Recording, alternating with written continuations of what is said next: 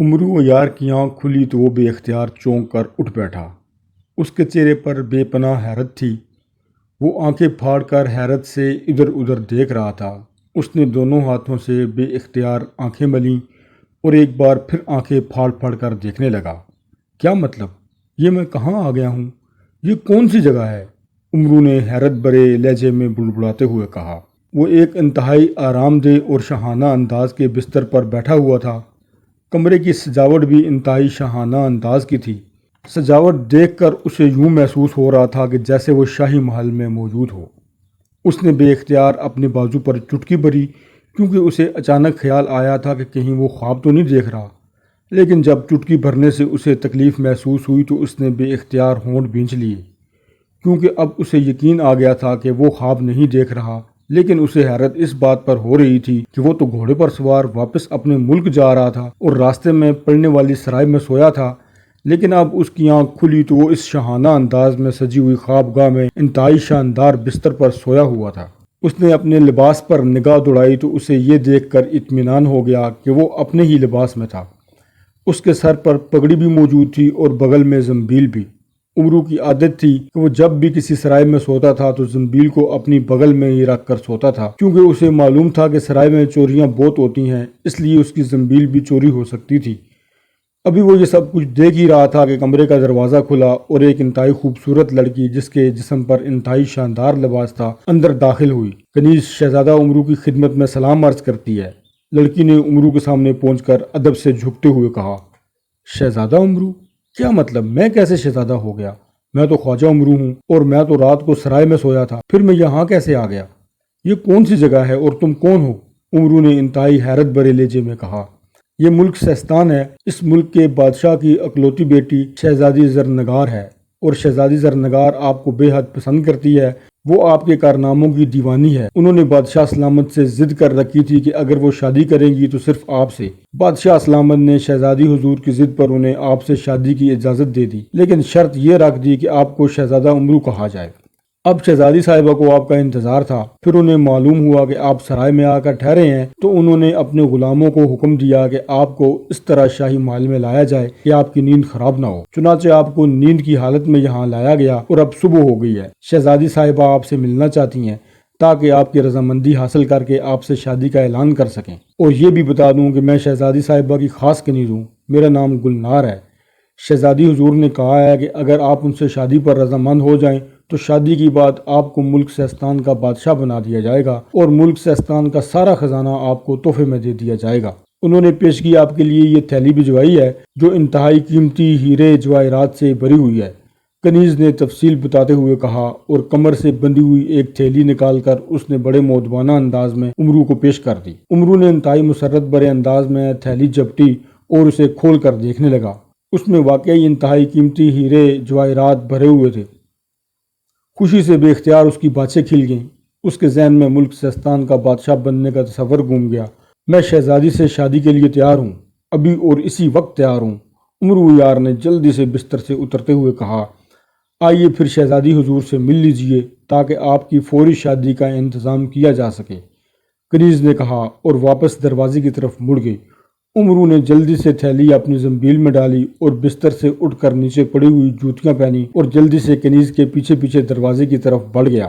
باہر ایک راہداری تھی جس میں جگہ جگہ مسلح غلام کھڑے تھے۔ امرو جیسے ہی ان کے قریب سے گزرتا وہ شہزادہ امرو کو سلام کہہ کر ادب سے جھک جاتے اور خواجہ امرو اپنی چڑیا جیسا سینہ پھلانے کی کوشش کرتا ہوا آگے بڑھ جاتا۔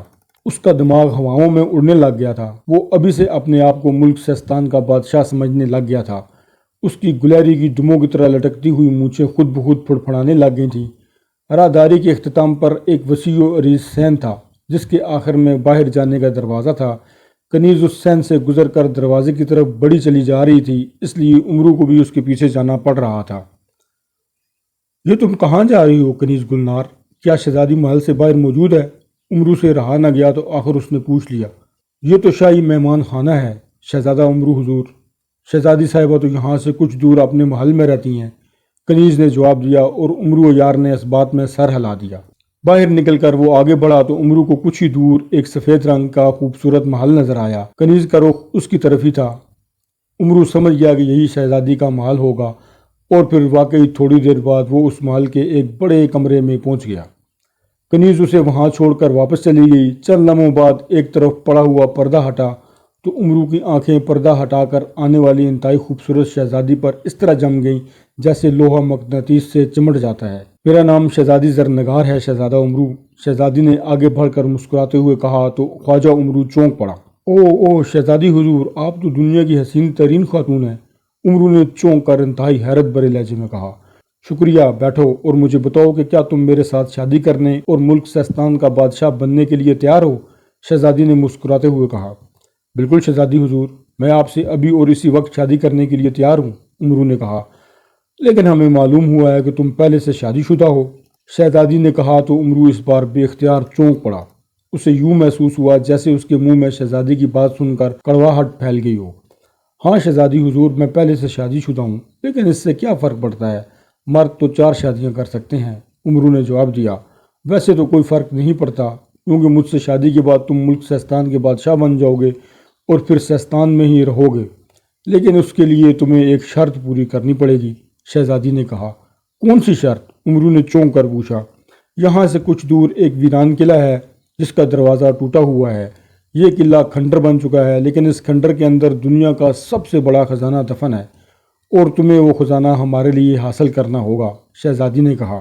بالکل کروں گا، لیکن اس خزانے کی رکھوالی کون کرتا ہے؟ خواجہ امرو نے پوچھا۔ خزانے کی بات سن کر اس کی آنکھوں میں چمک آ گئی تھی، کیونکہ اسے معلوم تھا کہ شادی کے بعد ملک سیستان کے خزانے کے ساتھ ساتھ یہ خزانہ بھی اس کے قبضے میں آ جائے گا۔ کوئی بھی اس کی رکھوالی نہیں کرتا، لیکن یہ خزانہ اس وقت تک نہیں مل سکتا جب تک وہاں کسی ایسے آدمی کا خون نہ گرے جو دنیا کا سب سے بڑا عیار ہو۔ میرا مطلب صرف خون کے چند قطروں سے ہے، اور یہ قطرے صرف قلعے کے ٹوٹے ہوئے دروازے سے گزرتے ہوئے وہاں زمین پر ڈالنا پڑیں گے، پھر یہ خزانہ خود بخود ابھر کر سامنے آ جائے گا، اور چونکہ تم دنیا کے سب سے بڑے عیار ہو اس لیے تم وہاں جاؤ اور دروازے پر رک کر اپنے خون کے چند قطرے زمین پر ڈالو۔ اس طرح خزانہ باہر آ جائے گا اور پھر میں تم سے شادی کر دوں گی اور تم ملک سیستان کے بادشاہ بن جاؤ گے، شہزادی نے کہا۔ لیکن خون؟ کس جگہ کا خون؟ امرو نے ڈرتے ڈرتے کہا۔ خون کا سن کر اس کی سانس رکنے لگی تھی۔ ارے گھبراؤ نہیں، تمہاری گردن کے پچھلے حصے پر میرا غلام ذرا سا چیر ڈالے گا اور خون کے قطرے نکال کر انہیں دروازے میں ڈال دے گا، شہزادی نے کہا۔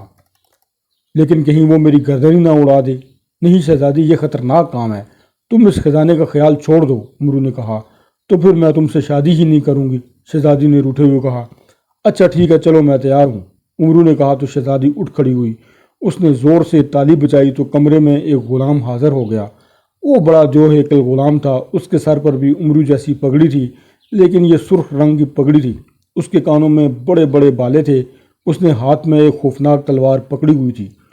امرو کو ساتھ لے جاؤ یاقوت، اور جب امرو قلعے کے دروازے پر کھڑا ہو جائے تو تم اپنی تلوار کی نوک سے اس کی گردن کے پچھلے حصے پر چھوٹا سا چیر ڈال کر خون کے چند قطرے نکالنا اور پھر انہیں زمین پر ڈال دینا، شہزادی نے غلام کو ہدایات دیتے ہوئے کہا۔ حکم کی تعمیل ہوگی شہزادی حضور، غلام نے سر جھکا کر کہا تو امرو اس غلام کے ساتھ چل پڑا۔ ویسے اس کا دل دھک دھک کر رہا تھا، کیونکہ بات بہرحال خون کی تھی اور غلام کی خوفناک شکل اور اس کی خوفناک تلوار سے اسے خوف آ رہا تھا۔ شہزادی کے محل سے نکل کر وہ آگے گیا تو واقعی کچھ فاصلے پر ایک پرانا اور ٹوٹا ہوا کھنڈر نما قلعہ موجود تھا، جس کا دروازہ بھی ٹوٹا ہوا تھا۔ اس دروازے کے درمیان قلعے کی طرف منہ کر کے کھڑے ہو جاؤ، غلام نے امرو سے کہا، اور امرو آگے بڑھا اور ٹوٹے ہوئے دروازے کے درمیان کھڑا ہو گیا، لیکن اس کے چہرے پر خوف تھا۔ اچانک اسے اپنے پیچھے غلام کی خوفناک چیخ سنائی دی تو امرو بے اختیار تیزی سے مڑا، اور دوسرے ہی لمحے وہ یک لخت اچھل کر ایک طرف ہٹ گیا، کیونکہ اس نے دیکھا تھا کہ غلام کے چہرے پر وحشت تھی اور وہ پوری قوت سے تلوار ہوا میں لہراتا ہوا اس پر حملہ کرنے ہی والا تھا، لیکن امرو کے اچانک اچھل جانے سے اس کا وار خالی چلا گیا۔ امرو نے بجلی کی سی تیزی سے زنبیل میں سے جالے الیاسی نکالا، اور پھر اس سے پہلے کہ غلام سنبھلتا امرو نے اسے جالے الیاسی میں جگڑ لیا۔ پھر امرو نے خنجر سلیمانی نکال کر غلام کو دھمکایا تو اس نے بتایا کہ شہزادی نے یہ ساری چال اس لیے کھیلی ہے کہ تمہاری گردن کاٹ کر تمہارا خون جہاں دروازے پر پھینکا جائے، لیکن تمہاری رضامندی سے، تبھی خزانہ مل سکتا ہے۔ اب امرو شہزادی کی ساری مکاری سمجھ گیا کہ وہ اس سے شادی کرنے کے بجائے صرف اسے قتل کر کے خزانہ حاصل کرنا چاہتی تھی۔ امرو نے زنبیل میں سے تختی داؤدی نکالی اور اس سے پوچھا تو تختی داؤدی پر تحریر ابھر آئی کہ اس کھنڈر میں کوئی خزانہ نہیں ہے۔ شہزادی کو کسی نجومی نے غلط بتایا ہے، لیکن شہزادی بہت ضدی ہے، اگر تم یہاں رہے تو وہ زبردستی بھی تمہیں ہلاک کرا سکتی ہے، اس لیے فوراً یہاں سے چلے جاؤ۔ عمرو نے یہ تحریر پڑھی تو اس نے خنجر سلیمانی سے غلام کو ہلاک کیا، جال الیاسی لپیٹ کر زنبیل میں ڈالا اور پھر زنبیل میں سے سنہری چپلیں نکال کر اس نے پہنی اور سنہری چپلوں کو حکم دیا کہ وہ اسے اپنے وطن پہنچا دیں۔ چنانچہ وہ ہوا میں اڑتا ہوا وہاں سے دور نکل آیا اور جب اپنے وطن پہنچ گیا تو اس نے اطمینان کا سانس لیا کہ وہ اس مکار شہزادی کی عیاری سے بچ گیا ہے۔ البتہ اس نے فیصلہ کر لیا تھا کہ جب بھی اسے موقع ملا وہ اس شہزادی سے انتقام ضرور لے گا۔ البتہ اسے یہ خوشی تھی کہ شہزادی کی ہیرے جواہرات کی دی ہوئی تھیلی اس نے حاصل کر لی ہے۔